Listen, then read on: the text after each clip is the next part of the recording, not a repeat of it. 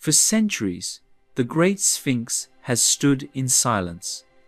But what lies hidden below it has remained just as mysterious.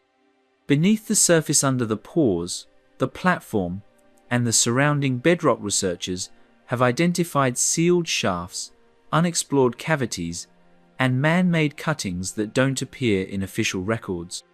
Some were detected by radar, others were uncovered during restoration and quietly resealed. A few are mentioned once in early excavation notes, then never again. And in some cases, access was granted only to be revoked without explanation. This isn't about myth, it's about real features beneath the Great Sphinx of Giza, detected, documented, and then ignored. In this video, we examine the most puzzling underground discoveries beneath the Sphinx and the unanswered questions they continue to raise. The hidden door beneath the Sphinx. In 1991, a team of researchers carried out seismic and ground-penetrating radar scans around the base of the Great Sphinx. The project was led by geophysicist Thomas DeBakey and author John Anthony West.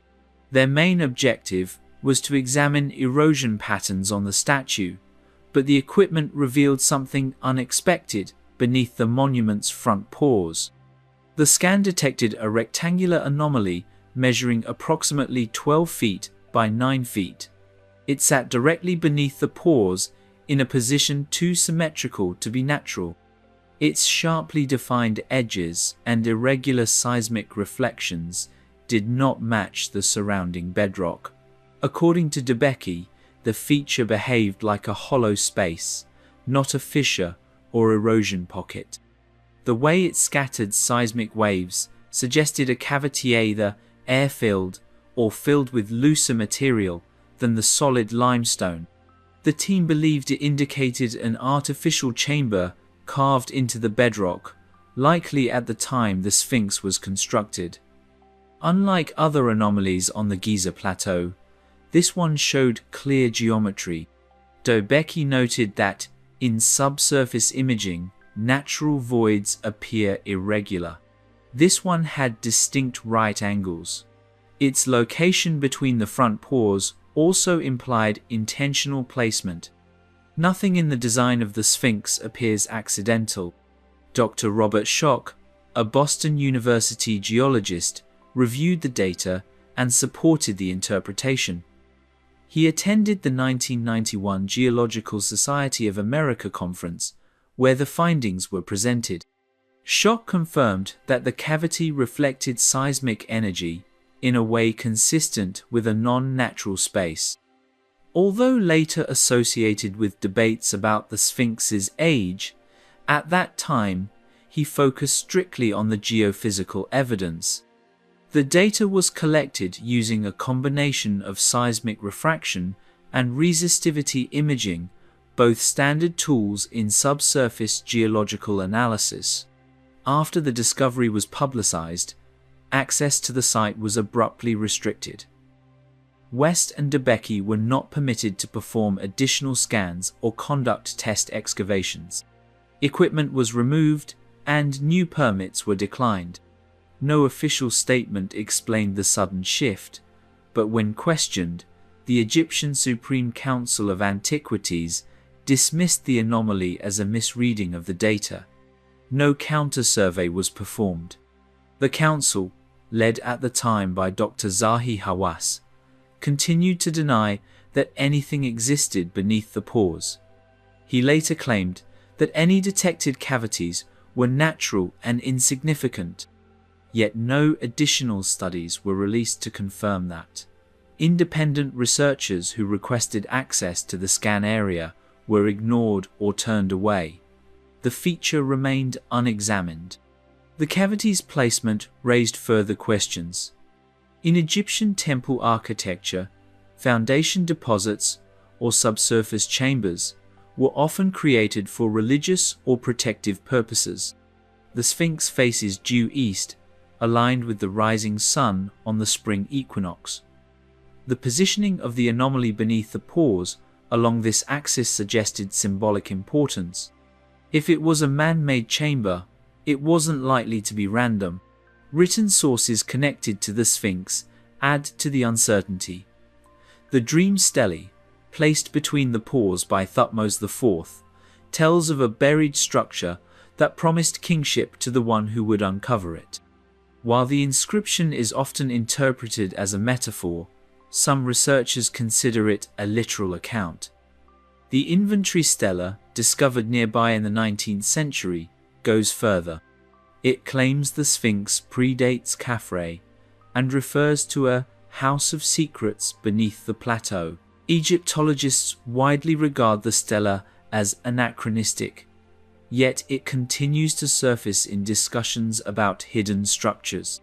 Earlier excavation reports also suggest missing information. In the 1920s, French-led teams conducted clearing operations around the Sphinx. Unpublished field notes and private letters reference unusual depressions, cut stone, and a shallow trench near the front of the statue.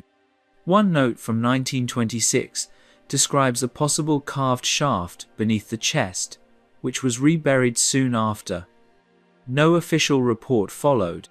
No excavation permit has been granted for that specific location since 1991. Multiple independent proposals have been submitted, including by academic institutions. None were approved. The cavity does not appear on modern topographic maps or in official architectural documentation of the monument. No modern archaeological survey includes it. Its contents, shape, and depth remain unknown. No borehole has reached it. No fiber optic camera has entered it. The only evidence for its existence remains the 1991 seismic data. The chamber, if it is a chamber, has never been opened. The Forgotten Tunnels of Selim Hassan, one of Egypt's most thorough and respected archaeologists, worked extensively around the Great Sphinx in the 1920s and 1930s. His name was Selim Hassan, a professor at Cairo University and the first Egyptian to lead large-scale excavations on the Giza Plateau. Unlike many of his European contemporaries, Hassan believed in detailed documentation. He published over 10 volumes of reports, and his work still serves as a foundation for modern archaeology at Giza. But among his writings, there are references to something that few talk about today: tunnels beneath and around the Sphinx enclosure that were partially excavated and then left alone.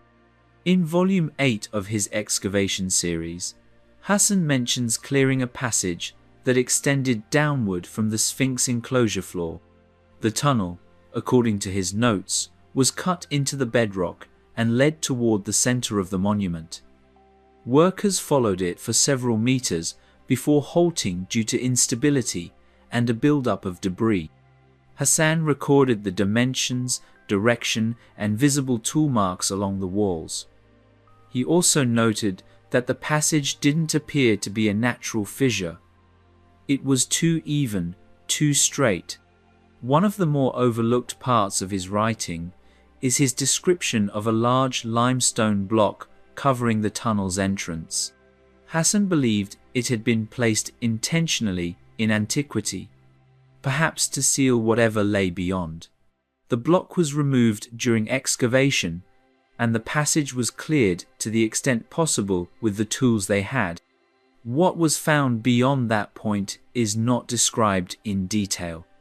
His notes become brief and less specific, as if the work was interrupted. There is no record of the tunnel being re-explored after Hassan's campaign. Later teams working on the Sphinx enclosure often cite Hassan's reports, but few mention his references to underground features. In the decades that followed, the focus shifted toward the preservation of the monument's surface. Deep excavations near the Sphinx became rare. Some scholars claimed the tunnel was nothing more than a drainage channel. Others said it was a dead-end passage with no real importance. But Hassan himself never made those claims. His report suggests that the tunnel was one of several. He also described clearing narrow shafts near the Sphinx's rear and southern flanks.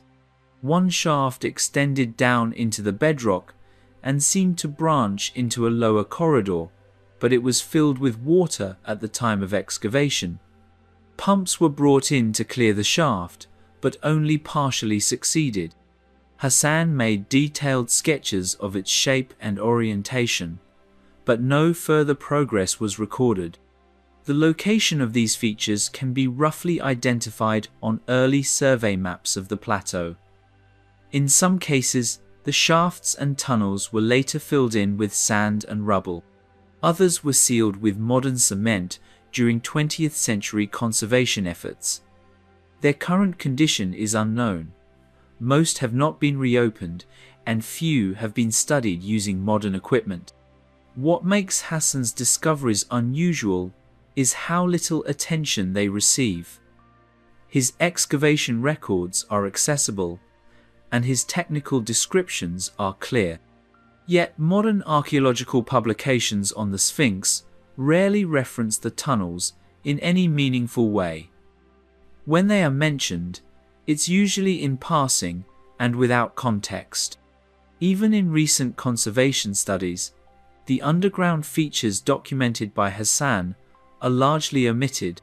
Photographs from the time show workers lowering themselves into open shafts within the Sphinx enclosure. Some images capture rectangular cuts in the limestone floor, partially filled with debris. Others show stone steps descending into dark spaces beneath the monument's flanks. These images were printed in academic journals in the 1930s, but are rarely reproduced today. There is no indication that these openings were fully mapped. Some researchers have suggested that the tunnels may have connected to deeper structures beneath the plateau. While no direct evidence supports this, the positioning of the shafts, especially the one near the Sphinx's southern base, aligns with other subsurface features detected decades later through radar.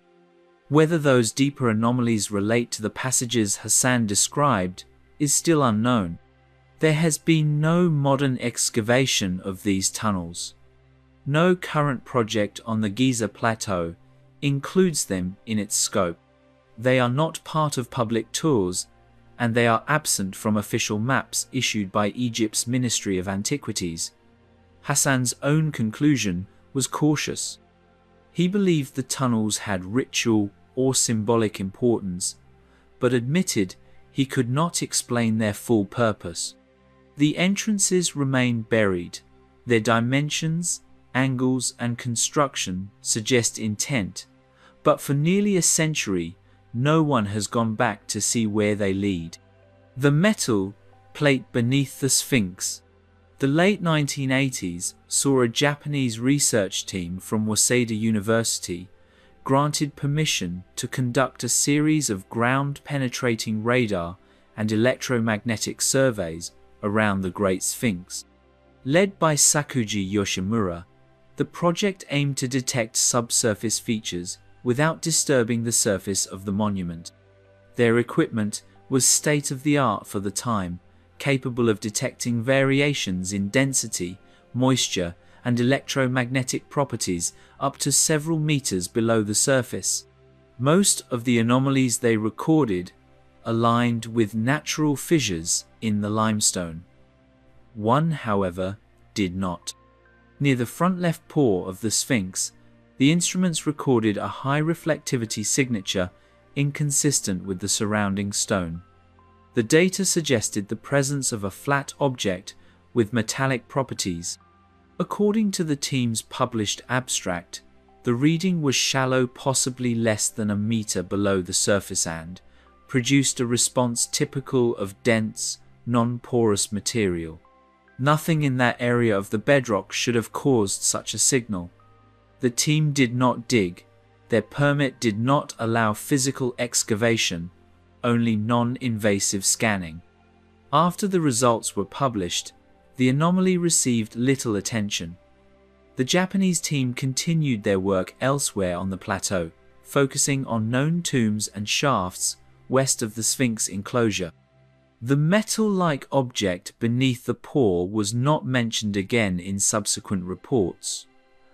There is no record of another group scanning the exact location to verify the reading. No archaeological follow-up was conducted, and no explanation was offered for the anomaly.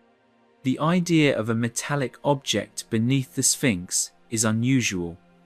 Ancient Egyptian architecture rarely involved metal in structural components, especially in the Old Kingdom. While copper tools were in use, large metallic plates or features embedded in limestone were not typical. If the object detected was man-made, it likely served a symbolic or concealed function. Some have speculated it could be a seal, a cover to an opening, or a deposit placed for ritual purposes. But these remain theories. Without excavation, there is no way to confirm the object's size, shape, or origin. Reports of a metal presence beneath the Sphinx go back earlier than the Waseda survey. In the 1920s, during clearance work at the base of the monument, several workers claimed to have struck something hard and smooth while digging near the paws. One foreman recorded that their tools scraped against a material that produced a ringing sound, unlike stone. No written report from that period includes a metal finding, but personal diaries and letters held in private collections have described the incident. The location roughly matches the coordinates of the later Japanese scan. Egypt's Supreme Council of Antiquities has not acknowledged the Waseda finding in public documents. When asked about it in interviews, officials either declined to comment or stated that no metal artifacts of that kind were known to exist beneath the Sphinx. The data from the 1980s survey remains in university archives in Japan. It has never been made publicly available in full, and no other institutions have been given access to the raw files. The location of the anomaly is significant. The paws of the Sphinx are not just decorative, they frame the dream stele, a vertical stone slab erected by Thutmose IV, which speaks of buried knowledge and divine encounters. The front of the statue was cleared and rebuilt during several ancient and modern repair efforts. If anything had been placed beneath the paws in antiquity, it could have remained undisturbed for thousands of years. The dream stele itself sits in a depression carved into the stone platform, suggesting that elements below the surface were part of the original design. No public expedition has attempted to rescan the site since the 1980s. While newer radar and electromagnetic technologies are now available, permits to conduct fresh surveys around the Sphinx are tightly controlled. Researchers who have applied for access to the specific coordinates noted in the Waseda report have been denied or ignored. The spot remains unexcavated and unverified. If the signature detected was a misreading, it has never been proven. If it were a natural mineral concentration, that too has not been shown. The only record of a metallic object beneath the Sphinx is still the single mention in the Waseda team's published summary. Its presence is unresolved. The reason for its placement, if it was placed, is unknown. The hall beneath the Sphinx. A report emerged in 1997 from the Egyptian media, reigniting a decades-old claim about the Sphinx. The article, published in the state-owned newspaper Al Ahram Weekly, described a series of chambers detected beneath the monument using ground-penetrating radar. It stated that one of these chambers appeared to be a large rectangular hall located several meters beneath the structure's left flank. The piece referenced a joint Egyptian-American mission, said to have mapped the subsurface features without excavating them. But no official follow-up ever confirmed its contents or purpose. The story traces back to earlier efforts on the Giza Plateau. In the 1970s, a group of Egyptian engineers working on drainage systems near the Sphinx encountered irregularities in the bedrock. While installing piping to redirect groundwater away from the enclosure, they noted unexpected gaps beneath the limestone floor. Some of these voids were later interpreted as stress fractures or natural fissures. Others, however, showed signs of symmetry and straight walls. One was said to open into a broader, spacious underground hall or chamber. Decades later, geophysical surveys were conducted to determine whether deeper structures lay hidden beneath the statue. These included seismic reflection imaging and resistivity scans. Among those involved were researchers from Florida State University and members of the Egyptian Antiquities Organization. In 1995, team members reported detecting a cavity beneath the Sphinx, measuring approximately 25 feet in length and 12 feet wide, rectangular in shape, and flat-bottomed. The structure was aligned east to west and appeared to be carved into the plateau's limestone. These measurements were never officially published in peer-reviewed journals, but summaries were included in press releases and lecture notes by individuals involved in the project. Requests to drill into the chamber or explore it using borehole cameras were denied. Egyptian authorities, at the time led by Dr. Zahi Hawass, dismissed the claim. He stated publicly that no such hall existed and that the monument had been fully mapped. No new scans were provided to contradict the original radar images. Ancient sources echoed similar details, making the claim harder to ignore. The idea of a chamber beneath the Sphinx isn't modern. In various forms, it appears in older texts, both Egyptian and later Greek. The dream stele, placed between the paws during the 18th dynasty, references something buried in the shadow of the Sphinx, though the wording remains ambiguous. In the Greco-Roman period, writers like Pliny the Elder described subterranean temples and hollowed spaces beneath Egyptian monuments. These references were often treated as myth. Still, the radar scans seem to give them weight. Selim Hassan's excavation notes from the 1930s described a cutting near the side of the Sphinx that appeared to extend downward. He dismissed it as a natural cavity, but he did not fully excavate it. Later researchers pointed out that its position roughly matched the coordinates of the cavity reported in the 1995 scans. No excavation was attempted to determine whether the two were the same.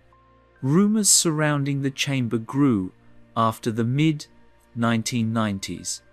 Independent researchers claimed that access to the area had been restricted. Some said that a temporary structure had been built over the supposed chamber site, and that equipment had been moved in and out at night. No photographic evidence supported these claims, but the lack of transparency only deepened the speculation. Several international researchers requested access to the site to conduct their imaging. All were denied. The alleged hall beneath the Sphinx became tied to the idea of a lost recorder chamber where knowledge from a forgotten civilization had been stored. This idea gained momentum from the writings of Edgar Cayce, who predicted that such a chamber would be discovered before the end of the 20th century. While Cayce's statements were not based on archaeology, they caused public interest in the Sphinx to surge during the 1990s.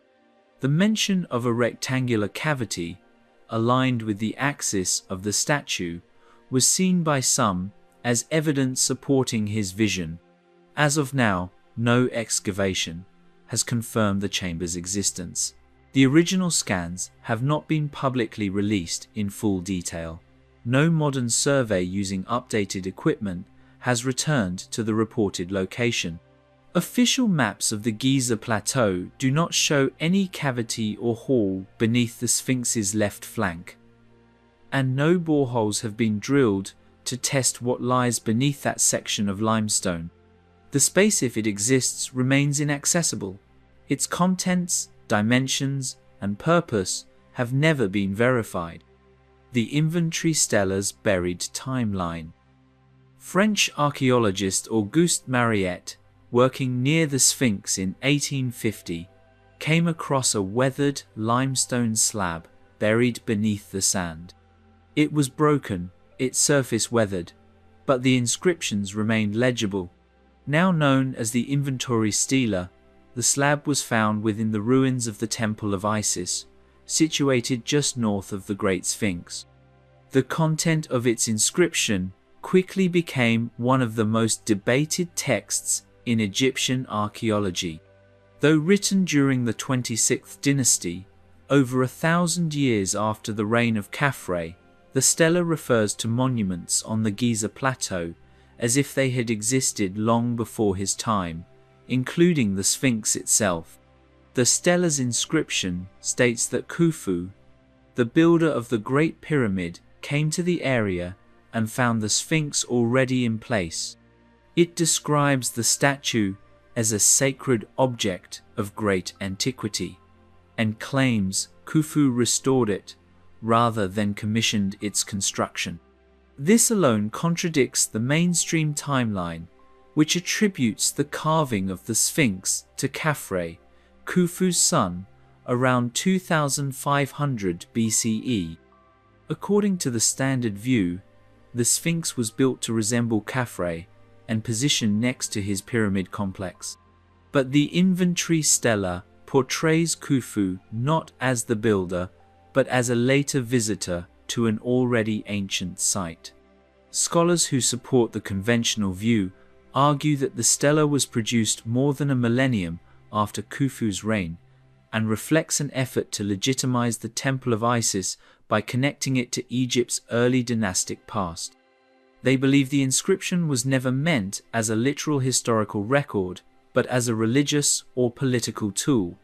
Still, the text makes specific claims such as the presence of the Sphinx, shrines, and obelisks long before Khufu's time. These elements aren't vague metaphors. They are described about real locations on the Giza Plateau. The debate around the stela's timeline deepens when paired with archaeological evidence. The erosion patterns on the Sphinx enclosure suggest prolonged exposure to heavy rainfall, which some geologists, including Robert Shokagu, could place its carving far earlier than the Old Kingdom. While that theory remains controversial, it overlaps with the stela's message that the Sphinx was already ancient during Khufu's reign. The inscription also mentions that Khufu built a structure near the Sphinx to house a sacred object, which has not been identified. If this structure ever existed, it has either eroded, been dismantled, or remains buried. There are also smaller details in the inscription that suggest familiarity with the surrounding geography. The stela names specific deities linked to local cults and refers to shrines that no longer exist. Some of these names are unusual, not commonly found in other 26th dynasty texts, leading some to believe the inscription may have been drawn from older oral traditions or now lost temple records.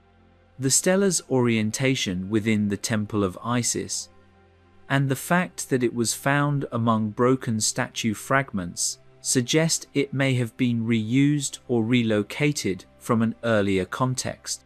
Mainstream Egyptologists have not given the Inventory Stela a central place in discussions about the Sphinx's origin.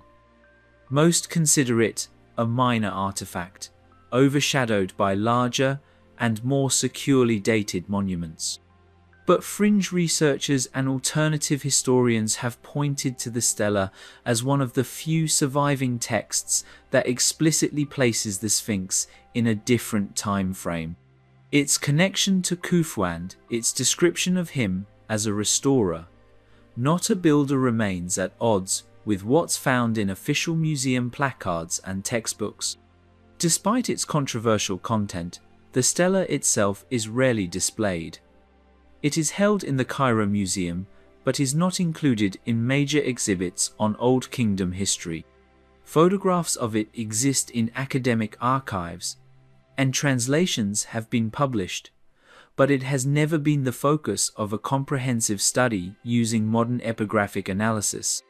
Laser scanning, 3D modeling, or chemical dating of the limestone could provide new insights into its production and alteration, but no such efforts have been made public. The question remains whether the stela is an invention, a reinterpretation, or a preserved glimpse into an older tradition. Its lines were carved with care. The text refers to physical places that still exist. And yet, for over 170 years, its implications have been largely set aside. No excavation has been launched to search for the structure Khufu allegedly built near the Sphinx. No investigation has tried to trace the older monuments that the stela describes. Its timeline, buried beneath layers of scholarly doubt, has never been fully explored. The rear shaft and the 1926 incident. Behind the Great Sphinx, at the center of its back, there is a small rectangular opening carved into the stone. Today, it's sealed with metal bars and rarely mentioned in official descriptions of the monument. But in the early 20th century, this shaft was wide open, and the few who descended into it left behind conflicting and often overlooked accounts. One particular incident in 1926 would cast a long shadow over the shaft's history, raising questions that have never been fully addressed. Photographs from the 1920s show local workers standing beside the open rear shaft with tools and ladders nearby. The shaft appears shallow at first glance, only a few feet deep, but reports from the time suggest that it once connected to a deeper vertical corridor partly filled with rubble and sediment. The man leading the excavation that year was Émile Barrais, a French engineer and restorer working under the Egyptian Antiquities Service. He had been assigned to clear and stabilize the Sphinx after decades of neglect. His team began by removing sand, inspecting cracks, and clearing access points, including the shaft on the statue's back. According to a handwritten note in one of Barrais's surviving field journals, the shaft extended downward farther than expected. He recorded a depth of roughly 6 meters before the passage became too narrow and unstable for safe entry. At that point, workers were ordered to stop, but not everyone followed that instruction. One evening in the summer of 1926, a local worker is said to have entered the shaft after hours. His name, according to second-hand sources, was Mahmoud el-Din. He believed that beneath the stone lay a hidden chamber filled with treasury and idea, fueled by local legends that had circulated for generations. Armed with a lamp and a rope, he lowered himself into the narrow opening while the rest of the team was off-site. What happened next remains unclear. The worker did not return that night. By morning, others noticed the rope still tied to the edge of the shaft. When they pulled it up, it came back frayed and severed. A search was organized. A second man, tethered and equipped with lanterns, was sent down. He returned after only a few minutes, visibly shaken and refusing to speak. No body was recovered. No formal report of the incident was filed. But according to later testimony from one of the site guards, the shaft was sealed shortly after the event.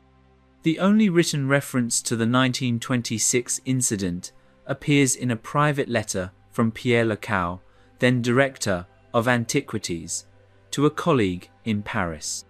In it, he mentions a fatal mishap during the Sphinx restoration and expresses frustration that rumors were interfering with the project's progress. The letter does not name the worker or give specifics. but it aligns with the known timeline. Barai's field journals continued after the event, but the rear shaft is never mentioned again. All future entries focus on repairs to the Sphinx's paws and drainage work around the enclosure. By 1930, the shaft had been closed off with stone blocks and later fitted with an iron grate. Visitors to the site are not allowed near it, and few official guides even acknowledge its presence. In later years, when radar and seismic scans were performed around the Sphinx, the rear shaft area was not included in the published data. Researchers requesting permission to examine it were told it was structurally insignificant or completely documented, though no such documentation has ever been made public. Even the most detailed architectural diagrams of the Sphinx rarely show the shaft in any detail. Some believe the shaft was originally cut for maintenance or as a symbolic feature. Others think it may have been the beginning of a deeper access route that was never completed. But those ideas don't explain the conflicting accounts from 1926, or the immediate decision to seal it afterward. Its current depth is unknown. Whether it connects to other features beneath the monument has never been tested with modern equipment. The tools and bones sometimes mentioned in local retellings have never been found. Only a handful of early photos and scattered notes confirm that the shaft even extends beyond its visible opening. For nearly a century, no one has gone in again. The south shaft no one talks about.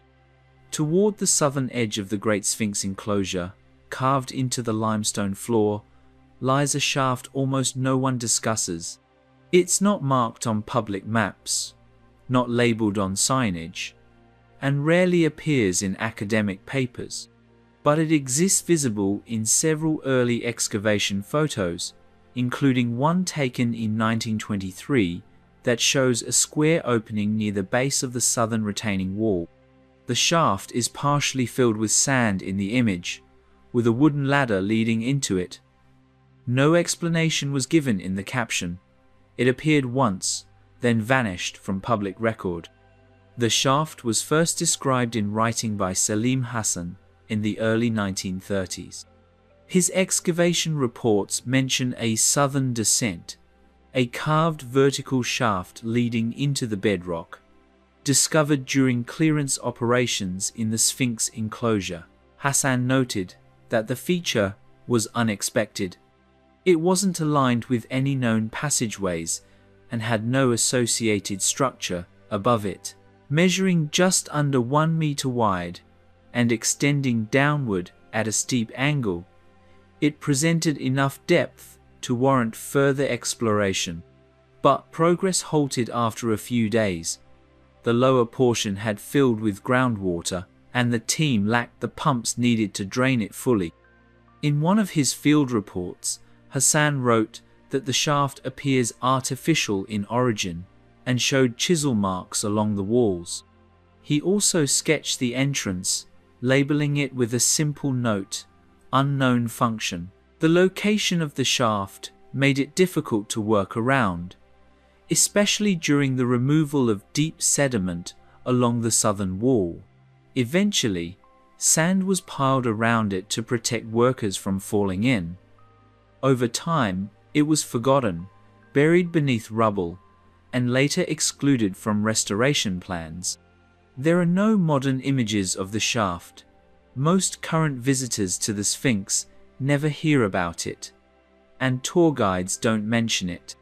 Even publications covering underground features of the Sphinx enclosure tend to focus on the better-known vertical cuts behind the monument or near the paws. The southern shaft is omitted not because it was dismissed as unimportant, but because it was never properly documented in the first place. Seismic surveys conducted by Thomas Debicki and John Anthony West in 1992 revealed anomalies along the southern side of the enclosure. One of the reflections a sharply defined vertical feature was, located very near the coordinates of Hassan's shaft. The survey team did not identify it by name, but their maps suggest something cut into the rock at that point, possibly extending deeper than what Hassan observed. The structure produced a strong return signal, indicating a change in material or a space beneath the surface. Requests to investigate that area further were not approved. Subsequent conservation efforts focused on stabilizing the Sphinx's outer layers and repairing damage near its base. During one phase of work in the late 1990s, heavy equipment was brought into the enclosure. The area around the southern wall was reinforced with modern stone blocks. The shaft's original entrance, if it was still exposed, would have been covered during this phase. No record exists of whether it was re-examined before being sealed. Analysis of early excavation images has sparked theories that the shaft connects to deeper, older construction below the plateau. Others think it was part of a drainage or ventilation system, perhaps related to unknown subsurface features that predate the current visible structures. The lack of direct access prevents any solid conclusions. What's left a fragmented reference-own short paragraph in Hassan's writing, a blurry black and white photograph, and a single unexplained radar return. There are also stories passed down by site workers, describing a deep cut in the rock that local children once played around in during the early 20th century. One story involves a rope lowered into the shaft, only to vanish into darkness with no sound of contact below. Whether these stories are exaggerations or partial memories, they suggest that the shaft remained open and accessible well after its discovery. Today, the southern shaft is not visible. No signs indicate where it once was. In the official site literature, there is no mention of an opening in that part of the enclosure. The fact that it was real is confirmed only through fragments notes in an old report, a photograph with no explanation, and a handful of unexplored seismic data points. What lies at the bottom has never been revealed. The dream stelli's underground clues. Between the front paws of the Great Sphinx stands a tall granite slab worn by centuries of wind and sand, but still mostly intact. Known as the Dream Stele, it was placed there by Thutmose IV around 1400 BCE. On its surface is an inscription that has puzzled scholars for generations.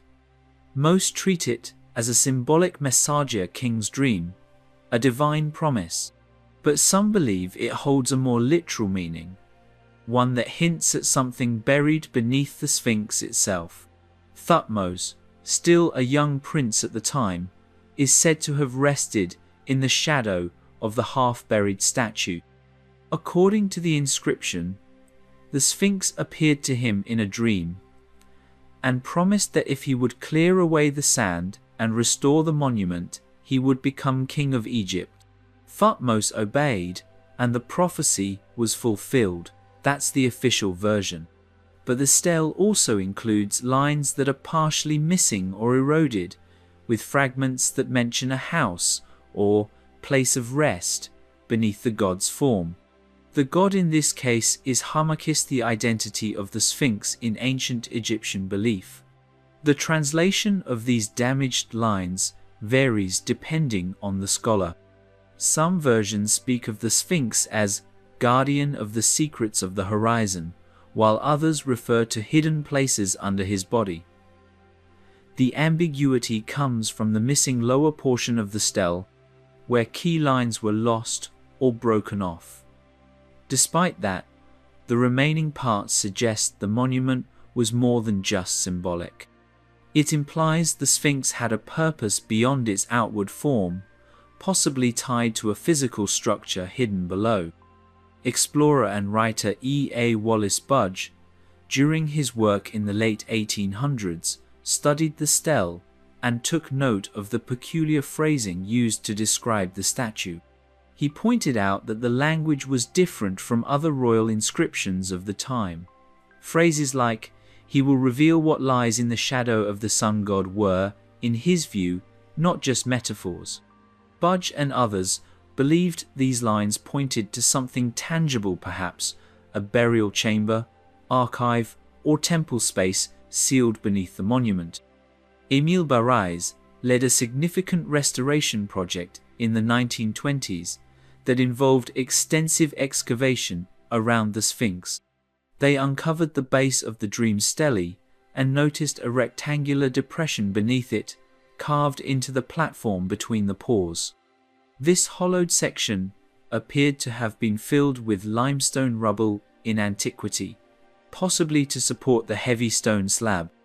Some accounts claim that when the rubble was cleared, a small shaft was found underneath, though no official report confirms this detail. The area was quickly refilled to stabilize the stele.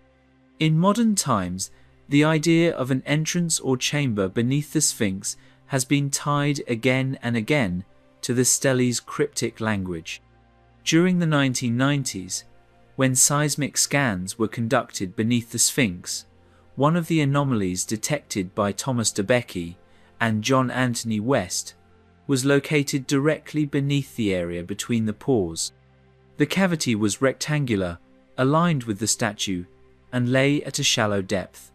Some believed it might correspond to the place of rest referenced on the dream stela, yet no excavation was allowed. Egypt's Supreme Council of Antiquities has long stated that the dream stele is purely symbolic. In interviews, Dr.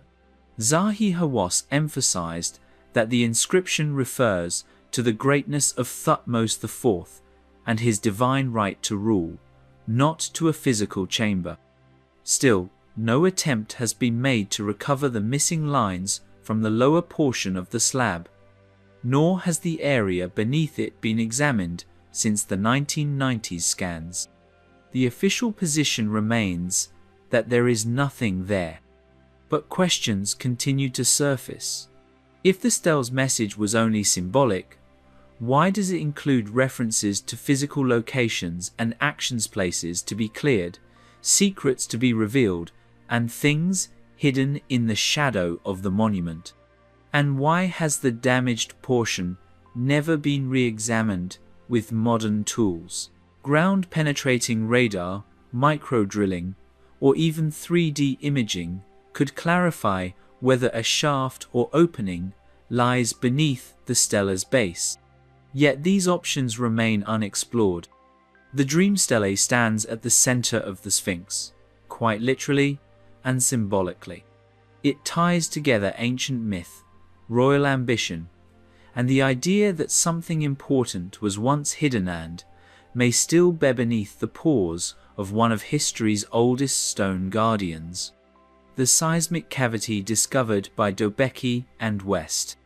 The tests weren't meant to find anything unusual.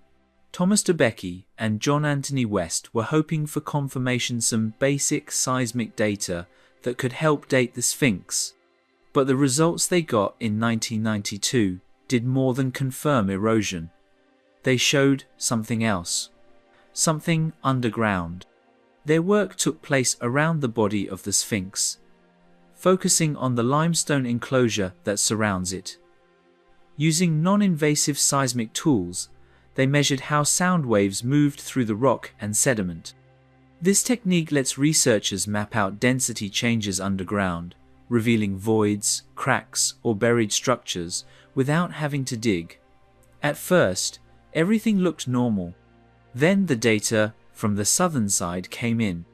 Buried beneath that southern portion of the enclosure wall, the readings picked up something that wasn't supposed to be there. A rectangular shape about 9 meters long and over 2 meters deep. Its signature was different from the natural layers around it. The waves bounced back more slowly through that patch, a clue that the space wasn't solid limestone. DeBakey described it as a cavity, possibly hollow, possibly man-made. And it wasn't random. It had clean boundaries. geometrically defined. Its depth and shape, according to Debicki, suggested intentional construction rather than a natural fissure or erosion pocket. West was immediately interested. He had long believed the Sphinx predated the dynastic Egyptians. If that theory were true, the cavity might be evidence of some kind of chamber or shaft connected to an older phase of construction. But they didn't go further. No excavation followed, no official drill tests. Just that set of seismic data and the questions it left behind. Debicki presented the findings cautiously. He never claimed it was proof of hidden rooms. He simply described the anomalia, low-density feature beneath the enclosure that deserved further study. But in the years that followed, the discovery became part of something bigger. A growing body of observations suggests there was more to the Sphinx than visible stone. The location of the cavity wasn't random either. It sat just southeast of the statue's front paws, not far from where the so-called dream stele stands. Some noticed that its position aligned with older architectural features like the base of the Sphinx temple and nearby bedrock cuts. That led to speculation. If it was a chamber, what had it been for? Storage? Ritual? Burial? Or something else entirely? The Egyptian Antiquities Authority never approved a deeper investigation. Whether due to politics, preservation concerns, or a desire to avoid controversy, the anomaly remains unexamined. Over 30 years later, the cavity is still there, beneath layers of sediment and silence. No one knows what, if anything, it contains. For West, the lack of follow-up was frustrating. He argued that if the same data had been found beneath a Greek or Roman site, archaeologists would have been allowed to explore it. Instead, theories multiplied. Some believed the cavity might connect to underground tunnels described in obscure ancient texts. Others thought it could be a sealed chamber, possibly related to the Sphinx's true origin. Most Egyptologists dismissed the idea entirely. But the data was real. It wasn't based on myth or speculation. It came from calibrated instruments and fieldwork. Debicki, trained in geophysics, stood by the findings even years later. In a recorded interview, he emphasized that the anomaly had clear edges and was unlike anything naturally formed in that portion of the bedrock. Photographs taken during the survey show the team working with simple equipment, metal stakes, vibration sensors, and long cables uncoiled across the sand.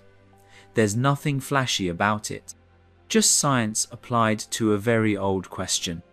Over time, the story of the seismic cavity became one of those quiet mysteries surrounding the Sphinx. It didn't make headlines. It wasn't televised. But among those who study the monument closely, it remains one of the most puzzling details. A space with shape and depth, hidden beneath one of the world's most iconic structures, left unexamined for decades. The Sphinx itself hasn't answered any of it. It remains where it's always been, eyes fixed on the horizon, while the sand around it slowly rises and falls.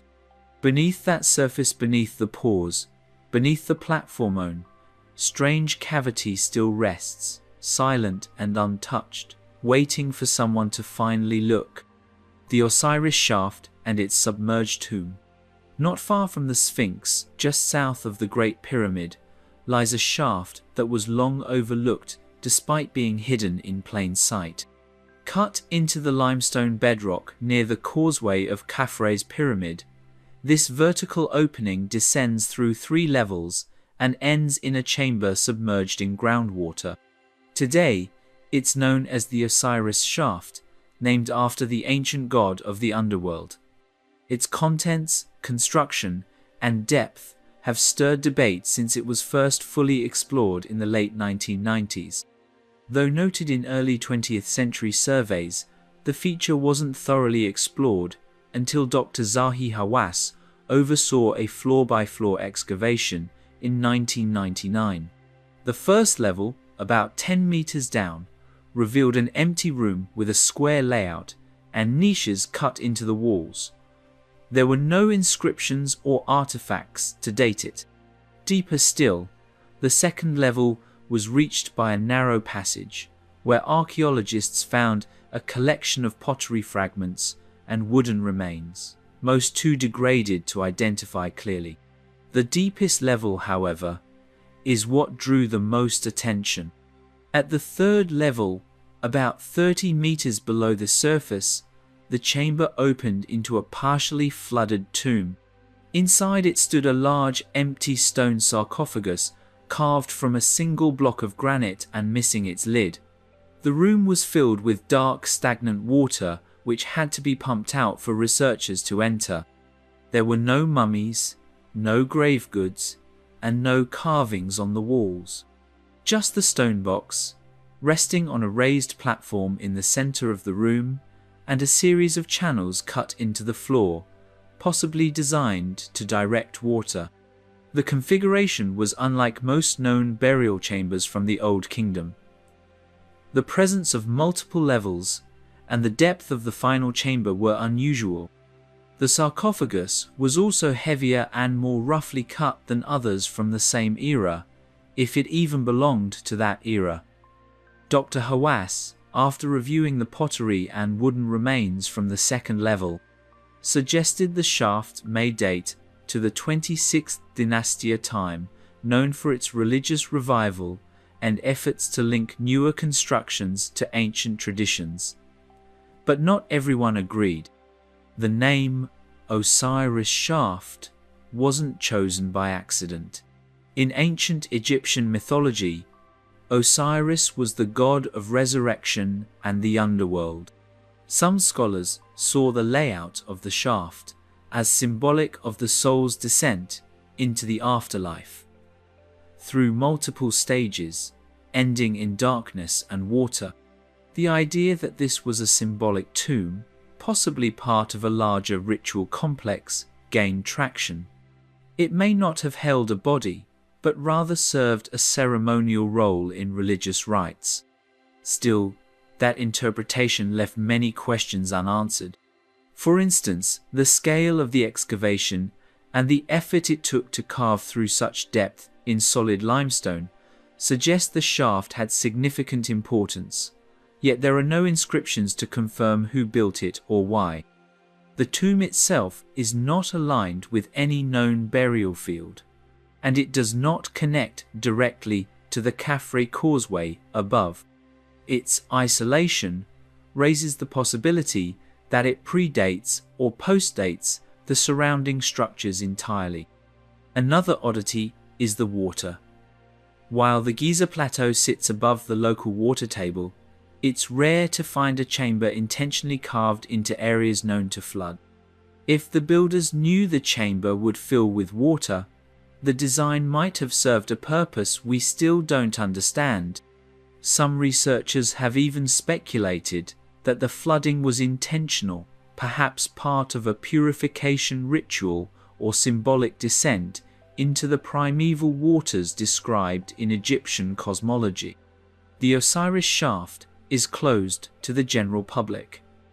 Access requires special permission, and very few have seen the lowest chamber firsthand. Most of what is known comes from the 1999 excavation, and a small number of private tours that occurred in the early 2000s.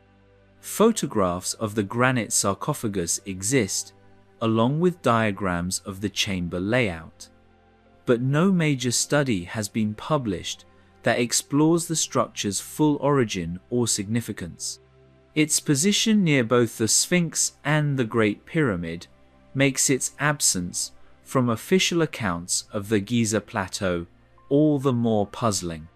Yet its depth, layout, and mysterious lower chamber suggest that its story is far from simple, and that something important may have taken place far below the surface.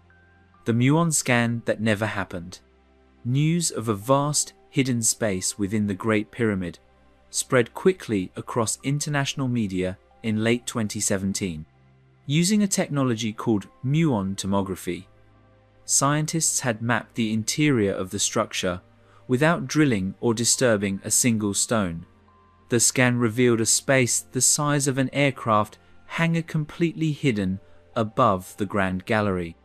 It was the first major internal discovery at Giza since the 19th century, and it opened the door to a wave of speculation.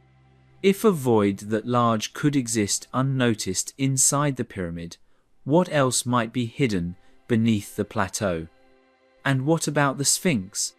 That same year, several teams proposed expanding the muon scanning technology to the Sphinx itself. Unlike traditional radar or seismic imaging, muon-shy energy particles generated in the upper atmosphere can penetrate solid rock and detect density variations with extreme precision.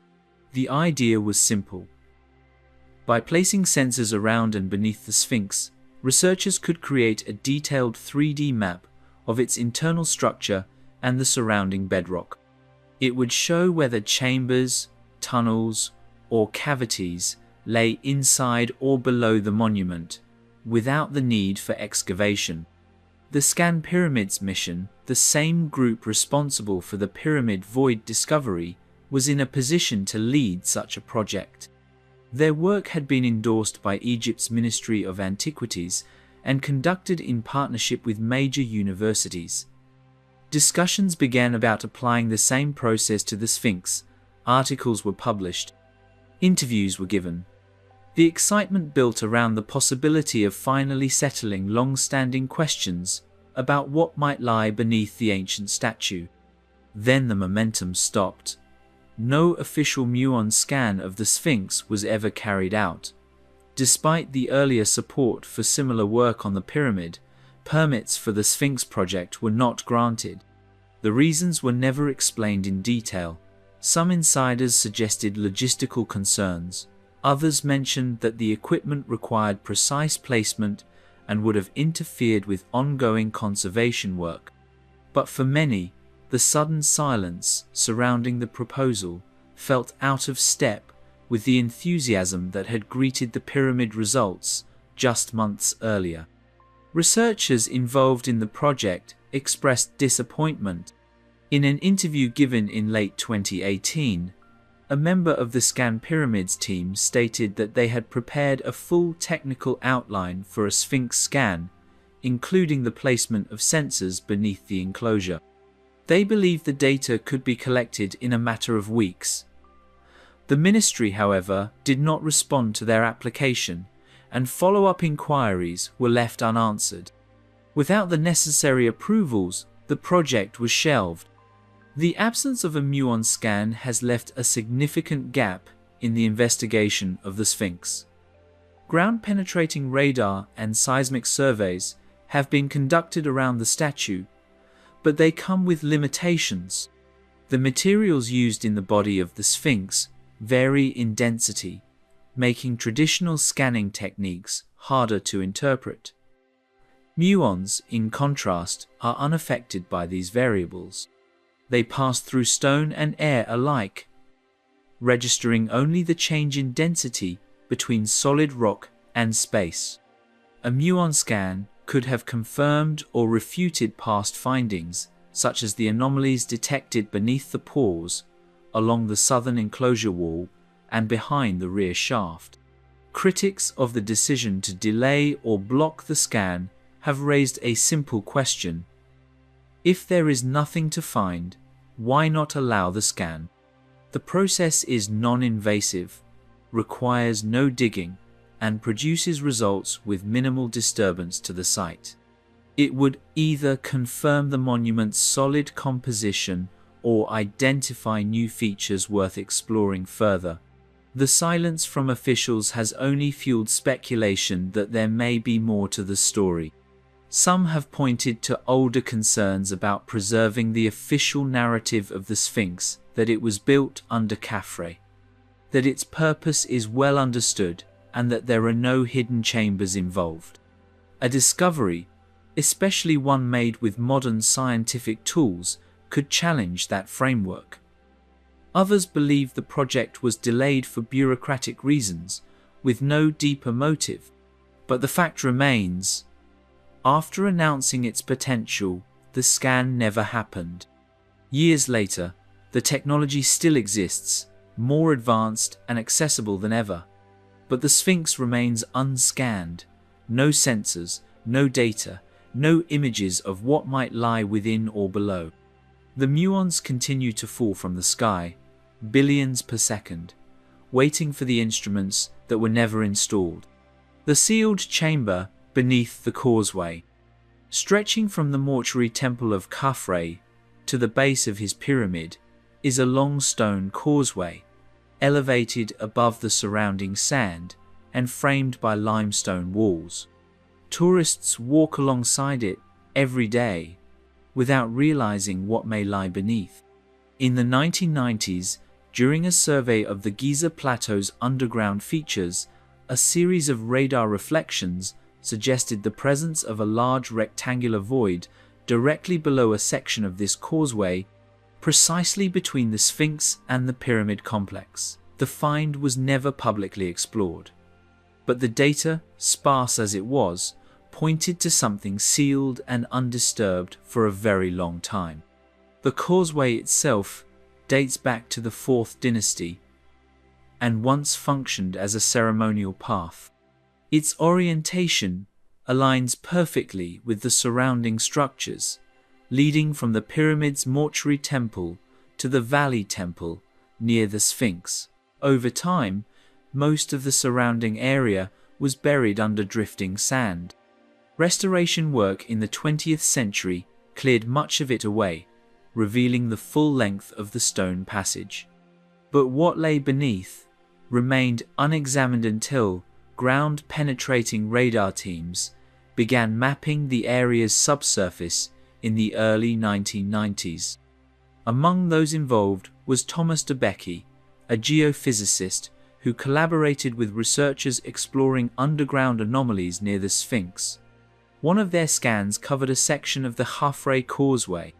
Beneath it, at a depth of several meters, the team recorded a geometric structure, unlike the surrounding bedrock.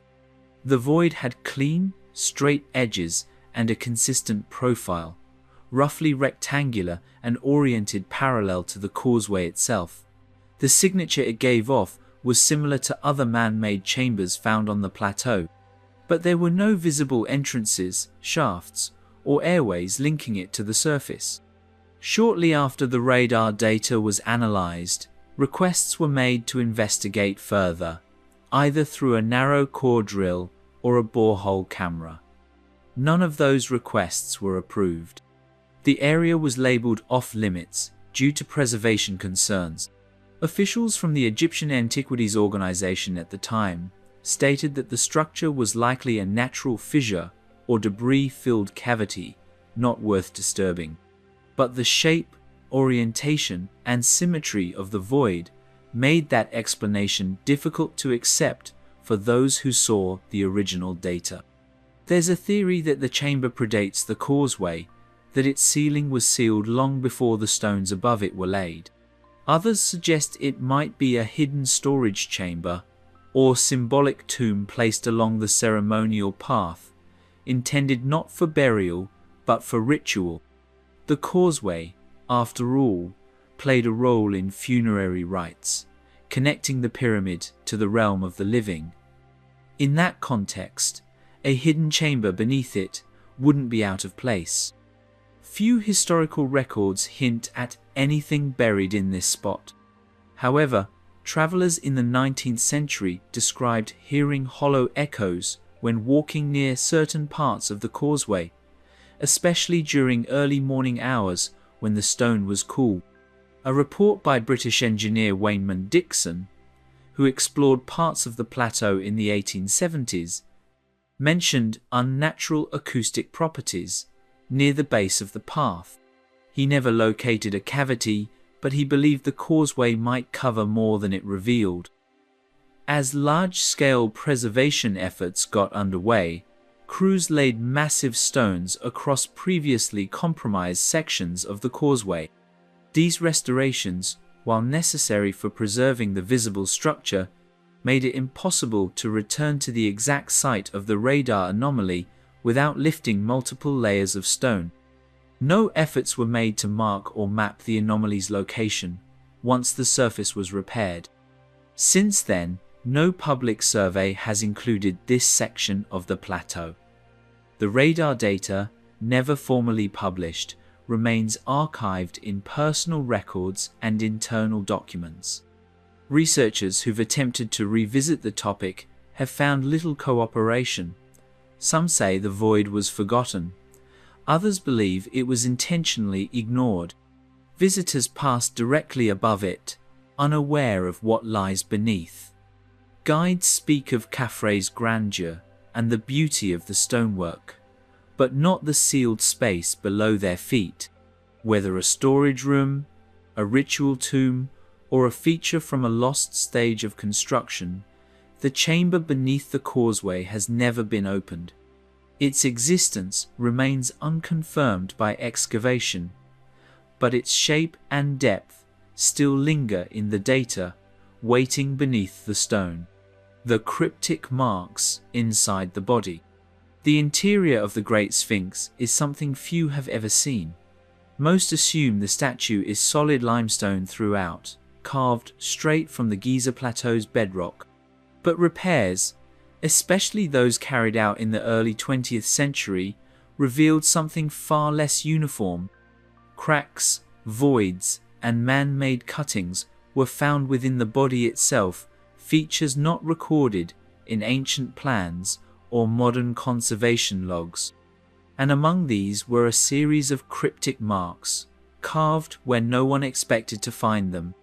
During Emile Barrais's restoration project in the 1920s, workers were sent inside the Sphinx to stabilize weakened sections. Access was possible through small maintenance openings and natural fissures along the spine and shoulders.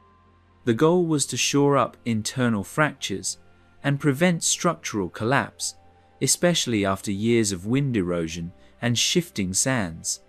But while inside, a few of the team reported something strange. Chisel marks, deep, deliberate, and curved, were discovered near a hollowed-out section just behind the neck. The markings didn't match any modern tools used on the site. And, more importantly, they were found on surfaces that weren't supposed to exist. A worker named Ahmed Fafi, mentioned in an internal journal from 1925, described a low tunnel-like recess within the upper torso of the statue.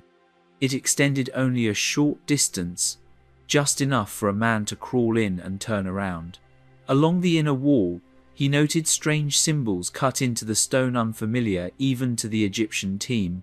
They weren't hieroglyphs or typical mason's marks. According to Fathi's account, the lines curved in repeating arcs, intersecting at odd angles, as though forming a diagram or pattern. No pictures of these markings were ever published. The only visual evidence comes from a pencil sketch found folded in the back of a personal field notebook held in the Cairo Museum's archives. The sketch shows a narrow chamber with sloped walls and a jagged ceiling, with curved incisions clustered near the far end. The lines are evenly spaced, not random scratches. And unlike anything commonly found on the Giza Plateau, this area of the Sphinx was later sealed. Engineers poured mortar into the cavity, claiming the hollow threatened the stability of the neck. The patch is still visible today, lighter in color and smoother than the surrounding limestone. Visitors don't notice it from a distance, but under the right light, the change in texture is obvious. No official record was ever released about what lay inside that opening, and no further attempts have been made to re-enter it.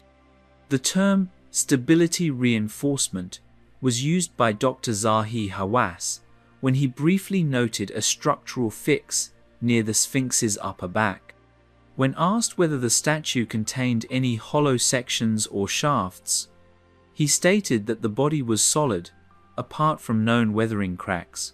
But this contradicted earlier notes from his team's 1980s inspections, which had identified at least 2 unexplained voids within the chest area detected using percussion sound tests. Geologists who have studied the Sphinx's erosion patterns believe that parts of the body were patched or reshaped at different points in history. If so, it's possible that sections of the statue were hollowed out, either during its original carving or during a later modification. The presence of chisel marks inside an enclosed space suggests that someone had access to the interior long before modern restoration began. It's the markings themselves, their shape, placement, and depth, that make the mystery more difficult to unravel. Experts in ancient Egyptian writing have been shown the sketch of the wall and have dismissed the lines as non-textual. Yet, a few independent researchers have pointed out similarities to early sacred geometry, including spiral ratios and intersecting arcs used in Old Kingdom temple design. But without direct access to the interior walla, even confirmation that it still exists, these comparisons remain speculative. No one is allowed to open or examine the sealed section under present regulations. Official guides claim the interior of the Sphinx is fully mapped and poses no secrets. But the story of those strange inner marks, carved where they shouldn't be, continues to circulate quietly among those who study the monument's deeper history. It's one of the few clues that something may have been planned for the inside of the statue, not just around it. And whatever that intention was, it seems to have been deliberately sealed away,